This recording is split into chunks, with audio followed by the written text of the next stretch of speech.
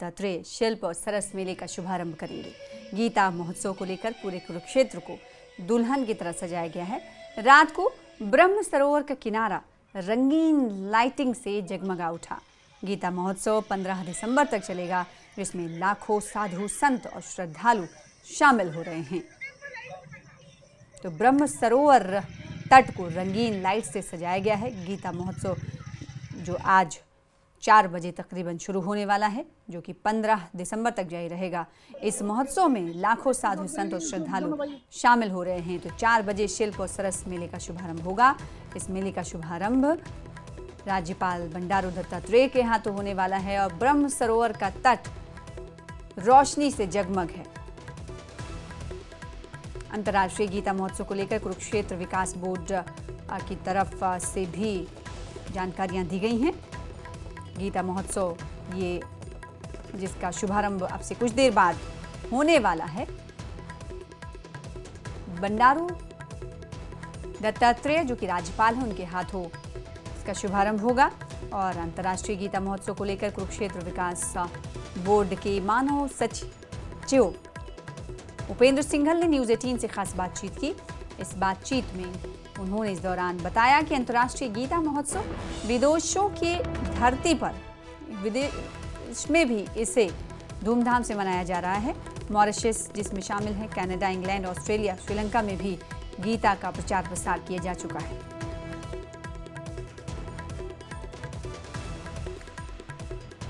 दिन तक कुरुक्षेत्र में चला महाभारत का युद्ध। और महाभारत का युद्ध क्यों इतना खास है? क्योंकि युद्ध की भूमि में बात अगर युद्ध की ना की जाए तो अधूरा ज्ञान रहेगा। और अब हो रहा है अंतर्राष्ट्रीय गीता महोत्सव। मेरे साथ मौजूद हैं कुरुक्षेत्र विकास बोर्ड के मानद सचिव उपेंद्र सिंघल। सिंघल साहब, कुरुक्षेत्र की वो भूमि जहां 18 दिन का युद्ध, पूरे देश दुनिया में इसकी गाथा गाई जाती है। जी, ये महाभारत का युद्ध हरियाणा के, वर्तमान हरियाणा के 48 कोस क्षेत्र में फैला हुआ है। कुरुक्षेत्र शहर जो है, यहाँ पर ज्योतिसर तीर्थ पे गीता का उपदेश हुआ। उसके बाद महाभारत युद्ध का आरंभ हुआ और ख़त्म ये जींद में जाके हुआ। जींद में 21 गांव है। 21 गांव में ढूंढू तीर्थ है, वहाँ पर दुर्योधन जाके छुपे थे और बलराम जी और युधिष्ठिर के कहने पर वो निकले और परशुराम कुंड राम राय में जाके फिर उनका भीम के साथ युद्ध हुआ। वो दिन का 18वां दिन था। ऐसे 18 दिन का युद्ध, इसमें तकरीबन 25 से ज़्यादा ऐसे तीर्थ आज भी विद्यमान हैं जो महाभारत के साक्षी हैं। हरियाणा का गौरव है कि गीता इकलौता ऐसा ग्रंथ है जो भगवान के श्रीमुख से स्वयं निकला और वो कुरुक्षेत्र में दिया गया। इसी बात से धन्य कुरुक्षेत्रवासी। गीता जयंती यानी कि मार्गशीर्ष की शुक्ल एकादशी को जो गीता जयंती आती है, उसके इर्द गिर्द इन 18 दिनों में गीता महोत्सव मनाते हैं और पूरा कुरुक्षेत्र एक साथ मिलके अपने तीर्थ यात्रियों का आगमन का और उनके इंतजार रहता है अंतर्राष्ट्रीय गीता महोत्सव का कि जाएंगे, देखेंगे कुरुक्षेत्र में अंतर्राष्ट्रीय गीता महोत्सव। ऐसा बहुत हद तक अब होने लगा है जी कि पहले जैसे दिवाली की छुट्टियों में लोग अपने अपने घरों में आया करते थे जो कुरुक्षेत्र से बाहर हैं, अब वो अपने रिश्तेदारों को, अपने परिजनों को गीता महोत्सव के समय में कुरुक्षेत्र का निमंत्रण देते हैं। तो धर्म नगरी पूरी तरीके से इस महोत्सव के लिए तैयार है। हमारे साथ अशोक यादव खुद जुड़ रहे हैं, उनसे हम जानकारी लेंगे कि क्योंकि अब कुछ ही मिनट बाकी हैं कि गीता जयंती महोत्सव की शुरुआत होने वाली। राज्यपाल इस पूरे महोत्सव की शुरुआत करने वाले हैं। इस वक्त क्या कुछ चल रहा है जानेंगे। अशोक, बताइएगा कितना वक्त, अब बहुत कम वक्त बचा है, कौन कौन से महान और मेहमान इस वक्त पहुंच चुके हैं? राज्यपाल दत्तात्रेय के हाथों शुभारंभ भी होना है। देखिए, अंतर्राष्ट्रीय गीता महोत्सव का जो शुभारंभ आज हरियाणा के जो राज्यपाल है बंडारू दत्तात्रेय उनके हाथों से होगा। हालांकि एक कार्यक्रम सुबह शुरू हो चुका था, उसमें मैराथन दौड़ थी, गीता रन मैराथन दौड़ कराई गई है। 5 किलोमीटर की दौड़ थी, 10 किलोमीटर की दौड़ थी, उसमें हजारों जो धावक है उन्होंने दौड़ लगाई और उनको बकायदा कैश प्राइज दिया गया। गीता रन, गीता के नाम से बकायदा, हालांकि गीत मैराथन होती है तो गीता रन क्योंकि महाभारत से जुड़ा हुआ है और 18 अध्याय को लेकर 18 दिन अंतर्राष्ट्रीय स्तर पर गीता महोत्सव मनाया जा रहा है। आपसे थोड़ी देर बाद 4 बजे जो हरियाणा प्रदेश के राज्यपाल हैं वो बंडारू दत्तात्रेय वो पहुंचेंगे और तमाम जो विस्तार से जानकारी देने के लिए मेरे साथ मौजूद है कुरुक्षेत्र के सूचना जनसंपर्क भाषा विभाग के DIPRO doctor Narendra Singh. Doctor साहब क्या बताएंगे कितने बजे हरियाणा के जो राज्यपाल है वो पहुंचेंगे, क्या खास रहने वाला है आज? अंतर्राष्ट्रीय गीता महोत्सव 2024 के शिल्प और सर्स मेले का उद्घाटन आज हरियाणा के महामहिम राज्यपाल श्रीमान बंडारू दत्तात्रेय जी करने जा रहे हैं। कुछ ही क्षणों में सर्स और शिल्प मेले का उद्घाटन करने के उपरांत मीडिया सेंटर का भी उद्घाटन करेंगे।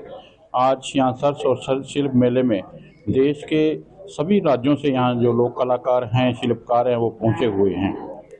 तो खास क्या रहने वाला है, क्योंकि जो तंजानिया को भी आमंत्रित किया गया है, उड़ीसा को भी आमंत्रित किया गया है पार्टनर स्टेट के रूप में। जी, जो पार्टनर स्टेट है उड़ीसा और पार्टनर कंट्री है तंजानिया, उनके यहाँ पैविलियन लगेंगे जिसमें उनके प्रदेश की और उनके देश की संस्कृति को देखने और जानने का एक अनोखा अवसर मिलेगा। यहाँ ब्रह्मसरोवर पुरुषोत्तमपुरा बाग में दोनों राज्यों की तरफ से ये पैविलियन लगाए जाएंगे और 5 दिसंबर से लेकर 11 दिसंबर तक ये आम जो पर्यटक हैं, श्रोता हैं, दर्शक हैं, उनके लिए देखने का अवसर होगा। तो कहीं ना कहीं मतलब कि उड़ीसा की जो लोक संस्कृति का कला है वो कुरुक्षेत्र के लोग देख सकेंगे कि उड़ीसा की किस तरह संस्कृति है, किस तरह का कला का विहंगम होता है। जी जी बिल्कुल, उड़ीसा के पैविलियन में उनकी संस्कृति है, उनके गाँव का परिवेश है, उनकी वेशभूषा है, उनकी लोक संस्कृति है, तो इसके बारे में यहाँ वो अपने पैविलियन में बखूबी सजाएंगे। तो मुख्य जो कार्यक्रम है वो 5 दिसंबर से शुरू होंगे। ये मुख्य कार्यक्रम 5 दिसंबर से लेकर 11 दिसंबर तक चलेंगे।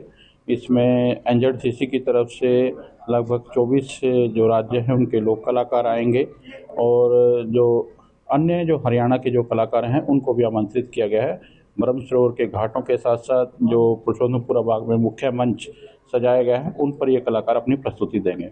तो कहीं ना कहीं अब की बार खास दिखाया गया सुबह सुबह। आज हालांकि एक कार्यक्रम की तो शुरुआत हो चुकी, गीता रन शुरू हो चुका। सुबह जो घाट बने हुए थे उसके ऊपर बकायदा यज्ञ किया गया। यज्ञ का क्या किस लिए जोड़ा गया कि यज्ञ किया जा रहा है, क्योंकि पहले कभी यज्ञ नहीं हुआ करता था। जी जी, कुरुक्षेत्र विकास बोर्ड और गीता मंच स्वामी ज्ञानानंद जी के विशेष प्रयासों से अंतर्राष्ट्रीय गीता मंच 2024 में पहली बार जो ब्रह्म सरोवर के महिला घाट हैं उन पर जो 18 गीता के अध्याय हैं उनके 18 दिन लगातार ये यज्ञ और गीता पाठ चलेंगे।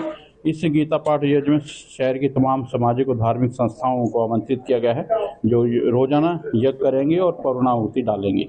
तो संत सम्मेलन खास रहने वाला है। योग गुरु बाबा रामदेव आएंगे। कहीं ना कहीं जो 4 जो धाम है यानी कि 4 पीठ जो कहा था, 4 पीठ हैं उनके मठ भी यहाँ पर, साधु संत भी भारी संख्या में यहाँ पहुंचेंगे। वैष्णो देवी हो गया या श्री हरमिंदर साहिब गोल्डन टेम्पल से तमाम जो हैं बद्रीनाथ, केदारनाथ, वहां से भी साधु संत पहुंचेंगे। जी जी, देश भर के सारे संतों को आमंत्रित किया गया है, सारे मठों को आमंत्रित किया गया है, जितने भी तीर्थ स्थल हैं उनके जो प्रतिनिधि हैं उनको आमंत्रित किया गया है। यह अनोखा संगम होगा कि ब्रह्म सरोवर के पावन तट पर पूरे देश के जो महान संत हैं वो एक साथ देखने को मिलेंगे और उनके प्रवचन, उनके आशीर्वाद लेने का मौका मिलेगा।